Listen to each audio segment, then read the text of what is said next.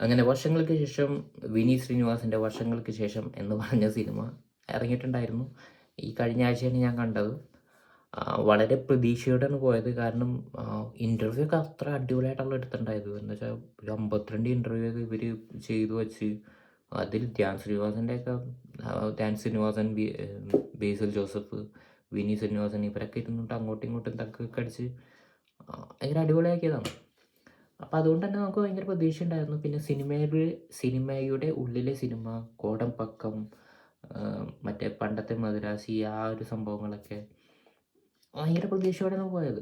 പിന്നെ ആവേശത്തിനോ ഒപ്പം വന്ന സിനിമയായിരുന്നു. ആവേശം നല്ല കളക്ഷൻ ഉണ്ടായിരുന്നു. രണ്ടിനും നല്ല അഭിപ്രായമായിരുന്നു. ആവേശം ഞാൻ കണ്ടു. അടിപൊളി സിനിമയായിരുന്നു. അതിൻ്റെ റിവ്യൂ വേറെയുണ്ട്. അത് ഞാൻ ഇട്ടിട്ടുണ്ട്. അപ്പോൾ ഇതൊക്കെ കണ്ടു കഴിഞ്ഞിട്ട് ഞാൻ വിചാരിച്ചു നല്ല അടിപൊളി സിനിമയായിരിക്കും. പിന്നെ നിവിൻ പോളിയുടെ മാരക പെർഫോമൻസ് ആണെന്നൊക്കെ കേട്ടു. അതൊക്കെ കണ്ടിട്ടാണ് പോയത്. പോയി കണ്ടു, തിരിച്ചു വന്നു. ഫസ്റ്റ് ഹാഫ് ഫുള്ള് മദ്രാസി സംഭവങ്ങളാണ്. അതിലാണ് കൂടുതൽ കോൺസെൻട്രേറ്റ് ചെയ്യുന്നത്. കുറച്ച് ഭാഗങ്ങളെ മുമ്പത്തുള്ളൂ. ഭയങ്കര കുറച്ച് ഭാഗങ്ങൾ മാത്രമേ പുതിയ കാലഘട്ടത്തിലുള്ളൂ. അത് പഴയ കാലഘട്ടം പോലെ അവരങ്ങോട്ട് ലാഗടിച്ചു. അതാണ് സംഭവിച്ചത്. പിന്നെ അതിൽ പറഞ്ഞിരിക്കുന്ന നമ്മുടെ കണക്ഷൻസ് ഉണ്ടല്ലോ, ഈ മെയിൻ പ്ലോട്ടിൽ നമ്മുടെ മുരളി എന്ന് പറഞ്ഞ ക്യാരക്ടർ, പ്രണവിൻ്റെ ക്യാരക്ടറും പിന്നെ ധ്യാൻ്റെ പേര് ഞാൻ മറന്നുപോയി, ആ ക്യാരക്ടറും ഈ രണ്ടും തമ്മിലുള്ള ഫ്രണ്ട്ഷിപ്പാണ് ഫുൾ കഥയുടെ ഒരു സോള്. അങ്ങനെ കഥ പറയുമ്പോൾ ആ രണ്ടും തമ്മിൽ വലിയ ബന്ധമില്ല, അല്ലെങ്കിൽ ആ കണക്ഷൻ, ആ ഫ്രണ്ട്ഷിപ്പ് നമുക്ക് ഇങ്ങോട്ട് കിട്ടുന്നില്ലെങ്കിൽ പിന്നെ നമുക്ക് അങ്ങോട്ട് ഒരു ക്യാച്ചില്ലല്ലോ സിനിമയിൽ. അതാ സംഭവിച്ചത്. അവരെന്തിനാ കോൺഫ്ലിക്റ്റ് വന്നത്? ഇത് കണ്ടിട്ട് ഇപ്പോൾ താൻ മുരളിയുടെ ഒരു അവസ്ഥ പറയുകയാണെങ്കിൽ മറ്റവൻ ആ കാര്യം ആഗ്രഹിക്കുന്നു. ഞാനത് നേരിട്ട് കൊടുക്കാണ്ട് വേറൊരാളുടെ വഴി കൂടെ നന്മമാരായിട്ട് വേറൊരുത്തന് ചാൻസ് കൊടുത്തിട്ട് അവൻ്റെ രീതിയിൽ കൂടെ അങ്ങോട്ട് കൊടുക്കുന്നു. എന്നിട്ട് ആ കൊടുത്ത സംഭവം, സ്വന്തമായിട്ടുള്ള സംഭവം നല്ല ഹിറ്റാവുന്നു. അത് കേട്ട് കേട്ട് കേട്ട് ഭ്രാന്താവുന്നു. അതിൻ്റെ എന്നുവെച്ചാൽ അവിടെ ഭ്രാന്താവേണ്ട ആവശ്യമില്ല. ഓൾറെഡി അറിഞ്ഞിട്ടാണല്ലോ കൊടുത്തത്. വേറെ ഒരാൾക്കും കൂടി ഒരു നല്ലത് വരാൻ വേണ്ടിയാണല്ലോ കൊടുത്തത്. അപ്പോൾ ആ ഭ്രാന്താവലിന് എനിക്ക് ഒട്ടും കണക്റ്റ് ആവില്ല. പിന്നെ ഈ ആർക്ക് നന്നാവാൻ വേണ്ടിയാണ് വേറൊരുത്തൻ്റെ കൂടെ കൊടുത്തത്, അയാൾ തന്നെ പറ്റിക്കായിരുന്നു എന്നുള്ളൊരു തോന്നൽ വന്നു. അത് ഒബ്വിയസ്ലി പറ്റിക്കായിരുന്നു. അപ്പോൾ അങ്ങനെ വന്നപ്പോൾ അവനോടും ദേഷ്യം. പിന്നെ മൊത്തത്തിൽ കിളി പാറി. കിളി എവിടെയോ പോയി. ഊട്ടി എന്താ മസിനഗുഡ് വഴി ഊട്ടി പോയി എന്ന് കേട്ടു. അപ്പോൾ അങ്ങനെ വന്ന് പിന്നെ ഇടയ്ക്കിടയ്ക്ക് പുള്ളി പലായനം ചെയ്യും. ആളങ്ങനെ നാട് വിട്ടു പോകും. എന്നുവെച്ചാൽ ഫ്രണ്ട്ഷിപ്പിനോട് ഒരു സംഭവമില്ല. എൻ്റെ സംഭവം വേറെ ഒരാളെടുത്തു എന്നുള്ള രീതിയിൽ ആളങ്ങോട്ട് മൊത്തത്തിൽ ഡൗൺ ആയിപ്പോയി. ഇതങ്ങനെ എനിക്ക് വർക്കൗട്ട് ആയില്ല ഈ സംഭവം. അത് ഫുൾ കഥയിൽ എനിക്ക് അങ്ങോട്ട് എന്താ പറയുക, ആസ്വദിക്കാൻ പറ്റണ്ടായില്ല. ഈ രണ്ടുപേരുടെയും ഫ്രണ്ട്ഷിപ്പിൻ്റെ ഒരു ബേസ് ഉണ്ടല്ലോ, അങ്ങോട്ട് നശിപ്പിച്ച് കളഞ്ഞവർ. പിന്നെ ഫസ്റ്റ് ഹാഫിൽ വരുന്ന കല്യാണി പ്രിയദർശൻ, പുള്ളിക്കാരിയുടെ ഫ്യൂച്ചറിലെ ഭർത്താവായിട്ടുള്ള ആസിഫ് അലി, അതിനെ കൊണ്ടുവരാൻ വേണ്ടി മാത്രം അങ്ങനത്തെ ഒരു ക്യാരക്ടർ. അവർ തമ്മിലുള്ള കോൺഫ്ലിക്റ്റ് എനിക്ക് മനസ്സിലായില്ല. അത് എന്താണ് ശരിക്കും സംഭവിച്ചതെന്നോ ഒന്നും മനസ്സിലായില്ല. ഒറ്റയടിക്ക് എല്ലാം കഴിഞ്ഞു. ഒരു സീൻ കൊണ്ട് രണ്ടുപേരും തമ്മിൽ വെട്ടിപ്പിരിഞ്ഞ് കലാഷ്, ബ്രേക്കപ്പ് എല്ലാം കഴിഞ്ഞ് പോയി. അതും വർക്കൗട്ടായില്ല. പിന്നെ ഫസ്റ്റ് ഹാഫ് സിനിമ മൊത്തം ലാഗ്. അത് പ്രശ്നം എന്താണെന്ന് വെച്ചാൽ ഈ മെയിനായിട്ടുള്ള പ്ലോട്ടിൽ തന്നെ ഈ കൺഫ്യൂഷൻ വരുന്നത്, ഈ കണക്ഷൻ ഇല്ലായ്മ വരുന്നതുകൊണ്ട് ഒബ്വിയസ്ലി മൊത്തം സിനിമയും നമുക്ക് കണക്ഷൻ ഇല്ലാണ്ട് വരും. ആ കണക്ഷൻ ഇല്ലാത്തപ്പോൾ ലാഗ് തോന്നും, സ്വാഭാവികം. പിന്നെ കണക്ഷൻ ഇല്ലാത്തപ്പോൾ ക്രിഞ്ച് ഡയലോഗ്സ് ആയിട്ട് തോന്നും. ഈ ഹൃദയം കണ്ടു കഴിഞ്ഞിട്ട് കുറേ പേര് പറയുന്നുണ്ടായിരുന്നു ക്രിഞ്ചാണെന്ന്. എനിക്കിപ്പോൾ മനസ്സിലായി, ഈ കണക്ഷൻ വന്നില്ലെങ്കിൽ വിനീത് ശ്രീനിവാസൻ മൂവീസിൻ്റെ പ്രശ്നം ഏതാണെന്ന് വെച്ചാൽ, ഈ നമ്മൾ സംസാരിക്കുന്ന നോർമൽ ഇപ്പോൾ സംസാരിക്കുന്ന കുറച്ചും കൂടി കൊളോക്കിയലായിട്ടുള്ള മലയാളമല്ല പുള്ളി ഉപയോഗിക്കുന്നത്. ആളെങ്ങനെ യൂസ് ചെയ്യുന്നത് എന്താണെന്ന് വെച്ചാൽ കുറച്ചും കൂടി സൊഫിസ്റ്റിക്കേറ്റഡ് ആയിട്ടുള്ള മലയാളം ഉണ്ടല്ലോ, വരികയായി അങ്ങനത്തെ ഒരു സംഭവം ഉണ്ടല്ലോ. അപ്പോൾ അതുപയോഗിക്കുമ്പോൾ മൊത്തം സ്റ്റോറിയുടെ സോൾ എന്ന് പറയുന്നത് അത് കണക്റ്റ് ആയില്ലെങ്കിൽ ഈ സംഭവങ്ങളൊക്കെ അയ്യേ ഇവരെന്തിനാ ഇങ്ങനെ സംസാരിക്കുന്നത് എന്ന് മാത്രമേ തോന്നുള്ളൂ. ആ ക്രിഞ്ച് കണക്കിന് അവിടെ കിടക്കും. പിന്നെ കുറച്ചും കൂടി നന്മവരെ വാഴ വിതറണമെന്ന് തോന്നും. അത് ഉറപ്പാണ്. അതാണ് ഇവിടെ സംഭവിച്ചത്, എനിക്ക് സംഭവിച്ചത്. ഹൃദയത്തിൽ മറ്റു പലർക്കും സംഭവിച്ചത് അതാണ്. അപ്പോൾ ഇങ്ങനെയൊക്കെയുള്ള സംഭവം കൊണ്ട് എനിക്ക് കഥ വർക്കൗട്ടായില്ല. Now coming back to now going to second part.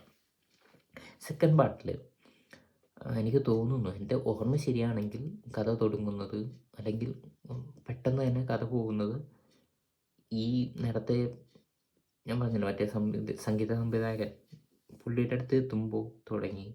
ഇത്രയും നേരം അവർ തമ്മിൽ രണ്ടുപേരും എന്ന് വെച്ചാൽ ധ്യാൻ്റെ കഥാപാത്രവും പ്രണവിൻ്റെ കഥാപാത്രവും തമ്മിലൊരു കണക്ഷൻ ഇല്ലാന്ന് ഞാൻ പറഞ്ഞിട്ടുണ്ടായിരുന്നു. ഇവർ രണ്ടുപേരും തമ്മിലുള്ള കണക്ഷൻ തിരിച്ചു കിട്ടി തൊട്ട് തോന്നുന്നു. അതെവിടെയോ കളഞ്ഞു വിട്ട് എന്താ പറയുക, കിളി ഊട്ടിപ്പോയി എന്ന് പറഞ്ഞില്ലേ, ആ കിളി തിരിച്ച് മദ്രാശി തിരിച്ചെത്തി എന്ന് തോന്നുന്നു. അപ്പം ആ കിളി പിന്നെ നന്നായിട്ട് അങ്ങനെ പറന്ന് ചിലച്ചടപ്പുണ്ടായിരുന്നു. അതുകൊണ്ട് തന്നെ കണക്ഷന് ഒരു പ്രശ്നം അവിടെ തോന്നിയില്ല.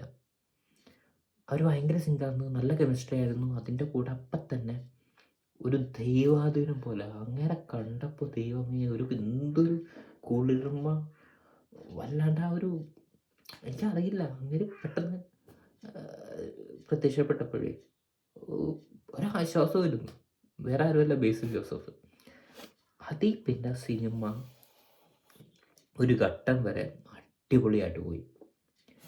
ബേസിൽ ജോസഫ് വന്ന് അങ്ങേരെ വായ തുറന്നപ്പോഴേക്കും നമുക്ക് എന്തോ റിലേറ്റബിൾ ആയിട്ടുള്ള ഒരാൾ, നമുക്കറിയാവുന്ന ഒരാൾ വന്ന് നിന്ന് സംസാരിക്കുന്നത് പോലെ തോന്നി. നമ്മൾ ഏതെങ്കിലും ഫംഗ്ഷനൊക്കെ പോയിട്ട് ഒറ്റയ്ക്ക് ഇരിക്കുകയാണ്, ബാക്കി എല്ലാവരും ഇങ്ങനെ നമുക്കറിയാത്തവരല്ലെങ്കിൽ കുറേ വലുതായവരോ നമ്മുടെ ജനറേഷൻ താഴെയോ മുകളിലൊക്കെ ഇരുന്ന് ഉള്ള ആൾക്കാരൊക്കെ വിചാരിച്ചു അങ്ങനെ ഉള്ളവരായതുകൊണ്ട് മടുത്ത് പോറടിച്ച് നമ്മൾ ഇരിക്കില്ല. അപ്പോൾ പെട്ടെന്ന് നമുക്ക് ഫേവറേറ്റ് ആയിട്ടുള്ളൊരു കസിൻ വന്നാൽ എങ്ങനെ ഉണ്ടാവും? അതേ സംഭവമായിരുന്നു ബേസിനെ കണ്ടപ്പോൾ. ആ ബേസിൽ വന്നു കഴിഞ്ഞു, അത് കുറച്ച് സീൻസ് പോയി. അത് കഴിഞ്ഞിട്ട് നീരജ് വന്നു. നീരജിൻ്റെ കുറച്ച് ബിറ്റ് ഉണ്ടായുള്ളൂ, അടിപൊളിയായിട്ട് പുള്ളി പോയി. അത് കഴിഞ്ഞ് കുറേ പിന്നെ എന്താ ഫസ്റ്റ് ഹാഫിലും അജു വർഗീസ് ഉണ്ടാകുന്നു, സെക്കൻഡ് ഹാഫിലും അജു വർഗീസ് ഉണ്ടാകുന്നു. രണ്ടും അടിപൊളിയായിട്ട് ചെയ്തിട്ടുണ്ട് പുള്ളിയുടെ ക്യാരക്ടേഴ്സ് വന്നു. പിന്നെ അതിൻ്റെ ഇടയ്ക്ക് പ്രിയദർശൻ തിരിച്ചു വന്നു. അതിൻ്റെ പിന്നെ ആസിഫ് അലി എന്നെ കാണിച്ചു. അല്ല ഇതിൻ്റെ ഇടയ്ക്ക് മെയിൻ ക്യാരക്ടർ വന്നു. എന്ന് വെച്ചാൽ എക്സ്റ്റെൻഡഡ് ക്യാമിയോ ആണെങ്കിൽ പോലും മെയിനായിട്ട് ക്യാരക്ടറായിട്ട് എനിക്ക് തോന്നിയത് പുള്ളിയിലാണ്. ഒബ്വിയസ്ലി ഞാൻ നന്നായിട്ട് അഭിനയിച്ചു, എന്നാലും നമുക്ക് കുറച്ച് ക്യാച്ചായിട്ട് തോന്നിയത് ഇങ്ങനെ തന്നെയാണ്. എല്ലാവർക്കും അറിയാം, നിവിൻ പോളി, ഇവിടുത്തെ നിതിൻ മോളി. പുള്ളിയുടെ ഇൻട്രോ, ആ ഇൻട്രോക്ക് ആ പാട്ട്, സ്പാനിഷ് വരികൾ തുടങ്ങുകയും പിന്നെ അമ്മു നായരാണെന്ന് തോന്നുന്നു മോഡലുണ്ടല്ലോ, പുള്ളിക്കാരി നടന്നു വരുമ്പോൾ തുടങ്ങി നമുക്ക് മനസ്സിലാവും ഈ സിനിമ പുള്ളി വരെയാണെന്ന്, നിതിമോളി വരെയാണെന്ന് മനസ്സിലാവും. അപ്പോൾ തുടങ്ങി അടിപൊളിയായിരുന്നു. അങ്ങേരുടെ കോമഡി ടൈം എന്ന് പറഞ്ഞാൽ എക്സ്പ്രഷൻസ് അടിപൊളി എന്ന് വെച്ചാൽ പറഞ്ഞറിയിക്കാൻ വയ്യ. ഞാൻ പറയുകയാണെങ്കിൽ വിനീത് ശ്രീനിവാസനും ധ്യാൻ ശ്രീനിവാസനും, ഇപ്പോൾ ധ്യാൻ ശ്രീനിവാസൻ്റെ ആദ്യത്തെ സിനിമ ലവ് ആക്ഷൻ ഡ്രാമ, ഇത് വർക്കൗട്ട് ആകാനുള്ള ആകെ കാരണം അങ്ങേരുടെ ഹ്യൂമർ സെൻസ്, അത് പോർട്രേ ചെയ്യാൻ നിതിൻ പോളിനെ പോലുള്ള ഒരു അടിപൊളി ആളും ഉള്ളതുകൊണ്ടാണ്. അതുകൊണ്ട് തന്നെ ധ്യാൻ ശ്രീനിവാസൻ, വിനീത് ശ്രീനിവാസൻ ഇവർ ഏത് സിനിമ എടുക്കുകയാണെങ്കിൽ അതിൽ കോമഡിക്ക് ഇമ്പോർട്ടൻസ് കൊടുക്കണം. ഇങ്ങനത്തെ സിനിമകളിൽ നന്മ കൂടുതലിട്ട് നമുക്കൊരു മെസ്സേജ് തരുന്നതിനേക്കാളും കൂടുതൽ എനിക്ക് തോന്നുന്നത് വിനീത് ശ്രീനിവാസനൊക്കെ കുറച്ചും കൂടി ഒരു ഗ്രേ ഷെയ്ഡിലോട്ട് കുറച്ച് നിന്നിട്ട് ഒരു ഡാർക്ക് ഹ്യൂമറോ അല്ലെങ്കിൽ അത്രയും പോകണ്ടെങ്കിലും കുറച്ചും കൂടി നന്മ കുറച്ച് വിട്ട് നിന്ന് കുറച്ചും കൂടി റിയലിസ്റ്റിക്കായിട്ട് സംഭവങ്ങളെ ക്യാരി ചെയ്യുന്ന രീതിയിൽ, റിയലിസ്റ്റിക് സിനിമ എടുക്കണമെന്നല്ല ഞാൻ പറയുന്നത്, പക്ഷെ അങ്ങനത്തെ ക്യാരക്ടേഴ്സ് വരുമല്ലോ. ഇപ്പം ഈ നിതിൻ മോളിനെ പോലത്തെ, അതുപോലത്തെ ക്യാരക്ടേഴ്സ് എടുത്ത് ഒരു ഫുൾ പിക്ചർ, ഒരു ഫൺ എൻ്റർടൈൻമെൻറ്റ്, അല്ലെങ്കിൽ ഏത് ജോണറിൽ വേണമെങ്കിൽ എടുത്തോട്ടെ, കോമഡി മുഖ്യം എന്ന് മാത്രമേ ഞാൻ പറയുന്നുള്ളൂ. ധ്യാൻ്റെ സിനിമയിൽ അങ്ങനെ വരാം. കാരണം ഈ വിനീത് ശ്രീനിവാസൻ, ധ്യാൻ ശ്രീനിവാസൻ എന്ന് പറയുന്ന അവരുടെ കോമഡി ടൈമിംഗ് അടിപൊളിയാണ്. അപ്പോൾ ഇവർക്ക് അതിൽ നല്ല ഫ്യൂച്ചറുണ്ട്, അവർ നന്നായിട്ട് ചെയ്യുകയും ചെയ്യും. അങ്ങനത്തെ ഡയറക്ഷൻ നന്നായിട്ട് ചെയ്ത് കാണിച്ചിട്ടുള്ളവരും കൂടിയാണ്. അതൊക്കെ അടിപൊളിയായിട്ട് എടുക്കാൻ പറ്റുന്ന, അടിപൊളിയായിട്ട് പോർട്രേ ചെയ്യാൻ പറ്റുന്ന ഇപ്പോൾ ഉള്ള ഇൻഡസ്ട്രിയിലുള്ള ഏറ്റവും ബെസ്റ്റ് ആൾ നിവിൻ പോളിയാണ്. അപ്പോൾ പുള്ളീനെ വെച്ച് അങ്ങനത്തെ സിനിമകൾ എടുത്താൽ, ഈവൻ വേറെ ആൾക്കാരെ വെച്ച് എടുക്കാം, പക്ഷേ ഇപ്പോൾ ബെസ്റ്റ് പുള്ളിയാണ്, നിവിൻ പോളിയാണ്. അപ്പോൾ അങ്ങനത്തെ സിനിമകൾ എടുത്താൽ അടിപൊളിയായിരിക്കും. അതാണ് എൻ്റെ സജഷൻ. ശരി, ഈ എന്താ പറയുക, പ്രണവിനെ ഇങ്ങനത്തെ സീരിയസ് ആയിട്ടുള്ള റോൾ എടുപ്പിക്കല്ലേ പ്ലീസ്. പ്രണവിനെ കൊണ്ട് ഒക്കില്ല. ആള് ഫണ്ണായിട്ടുള്ള സിനിമകൾ എടുത്തോട്ടെ, അല്ലെങ്കിൽ കുറച്ചും കൂടി ആളുടെ ക്യാരക്ടറിന് കുറച്ച് റിസർവ്ഡ് ആയിട്ടുള്ള, ഇപ്പോൾ പ്രണയത്തിലെ പോലെ ഉള്ള ക്യാരക്ടേഴ്സൊക്കെ ആണെങ്കിൽ ഓക്കെ. ആൾക്ക് കൂടുതൽ ഡയമെൻഷൻസ് കൊടുക്കല്ലേ. ഒന്നാമത് പുള്ളിക്ക് ഇൻട്രസ്റ്റ് ഇല്ല സിനിമ ചെയ്യാൻ. അപ്പോൾ ആളിങ്ങനെ ചെറുതായിട്ട് വല്ലപ്പോഴും പൈസ ആവശ്യമാണെങ്കിൽ ഇങ്ങനത്തെ ചെറിയ സിനിമകൾ അതിനും കൊണ്ട് പുള്ളി വരുമ്പോൾ ഉള്ളൊരു മാർക്കറ്റിംഗ് സംഭവമുണ്ട്. അത് എന്താ, അത് കാണാൻ വേണ്ടി ആൾക്കാർ വരും. പുള്ളി ഉള്ള കൊണ്ട് ആൾക്കൊരു ഫാൻ ബേസ് ഉണ്ട്. പക്ഷേ മോശം സിനിമയാണെങ്കിൽ പുള്ളിനെ ആരും ഇഷ്ടപ്പെടാൻ പോകുന്നില്ല. മലയാളികൾ അറിയാലോ, നമ്മൾ ഒരിക്കലും ഒരു ബാഡ് ആക്ടറിനെ വെച്ചുകൊണ്ടിരിക്കില്ല. അതുകൊണ്ട് ആൾക്ക് പറ്റുന്ന റോള് കൊടുത്താൽ മതി. അതിൽ കൂടുതൽ ഡയമെൻഷൻസ് എടുത്ത് ആളെ കുറച്ചും കൂടി ഹീറോയിട്ട് ആക്കി, അല്ലെങ്കിൽ മോഹൻലാലിൻ്റെ മാനറിസംസ് കൊടുത്തുകൊണ്ട്, അല്ലെങ്കിൽ അങ്ങനത്തെ ഒരു ഇൻറ്റൻഷനിൽ പുള്ളിനെ കൊണ്ട് സിനിമ എടുപ്പിക്കുന്നത് വേസ്റ്റ് ഓഫ് ടൈമാണ്. അത് ആൾക്കൊരു മാർക്കറ്റ് ഉണ്ടല്ലോ, അത് ഇടിയാനേ ഇതുള്ളൂ. വല്ലപ്പോഴും ഒരു നല്ല ഫൺ എൻ്റർടൈൻമെൻറ്റ് ആൾക്ക് പറ്റിയൊരു സിനിമ ചെയ്തുകൊണ്ട് പോകുക എന്നുള്ളത് മാത്രമാണ് പുള്ളിയെ കൊണ്ട് പറ്റുന്നത്. അപ്പം അങ്ങനത്തെ സിനിമകൾ എടുക്കാം. ഇപ്പോൾ ഇതിലെ ലാസ്റ്റ് സീനുണ്ട്, പുള്ളി വണ്ടി ഓടിക്കുന്നതിന് മുമ്പ് മുണ്ട് മടക്കി കുത്തുന്നതൊക്കെ. ഞാൻ ലിറ്ററലി ആഗ്രഹിച്ചു ആൾ നിവിൻ പോളി ആയിരുന്നുവെങ്കിൽ എന്ത് പക്കയാണ്. അതാണ് വ്യത്യാസം. ആള് ബാഡ് ആക്ടറൊന്നും ഞാൻ പറയുന്നില്ല, പക്ഷെ വയ്യാത്ത എന്താ പറയുക, ഭാരമൊക്കെ എടുത്ത് തലയിൽ കയറ്റണ്ട, അല്ലെങ്കിൽ മുകളിൽ കയറ്റണ്ട, അല്ല തോളിൽ കയറ്റണ്ട.